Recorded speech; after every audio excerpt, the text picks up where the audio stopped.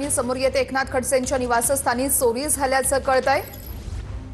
जळगावच्या शिवराम नगरमधील निवासस्थानी चोरी झाल्याची माहिती समोर आलेली आहे। खडसे दिवाळीच्या सुट्टीनिमित्त बाहेर गावी गेले असतानाच ही चोरीची घटना घडल्याचं कळतंय। एकनाथ खडसेंच्या निवासस्थानी चोरी झाली आणि या संदर्भात बोलण्यासाठी स्वतः एकनाथ खडसे आहेत आपल्यासोबत। एकनाथ खडसेजी, नेमकी ही घटना कधी घडलेली आहे आणि पोलिसांचा तपास नेमका कसा सुरू आहे?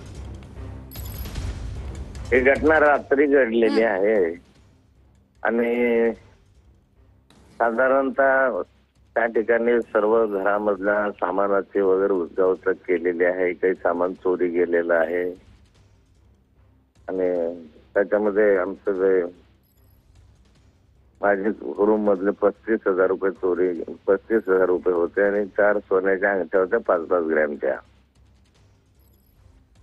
नंतर आमचं गोपाळ म्हणून आहे तर त्याच्या बायकोचं ते गहूपोत वगैरे असं सोन्याचे काहीतरी 5-6 तोळेचं सोनं, एकंदरीत 7-8 तोळे सोनं तिथून चोरी गेलेलं आहे। बाकी घरामधलं सगळं सामान त्यांनी काढलेलं आहे, उचकलेलं आहे। रक्षाताईची पण रूम शेजारी आहे आणि त्या रक्षाताईच्या रूम मधलं सगळं त्यांनी काढलेलं दिसत आहे।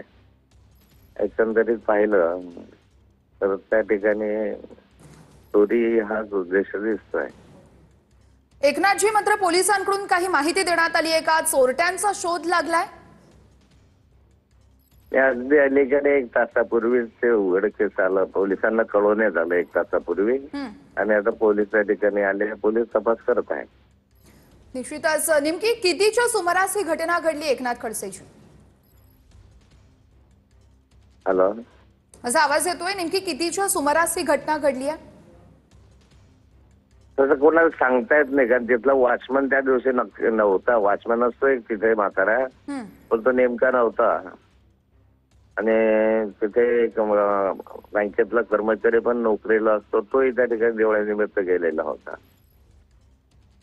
त्यामुळे केव्हा घडली सांगता येत नाही, पण रात्री बराच वेळ त्यांनी केलेले, कारण सगळ्या खोल्या त्यांनी चेक केलेल्या आहे, शांततेनं सगळं तोडलेलं आहे, कुलप तोडलेले आहे आणि समोरचा जो दरवाजा होता त्याला फार मोठ्या प्रमाणात मोठं हे होतं, तेही त्यांनी तोडून टाकलेलं आहे।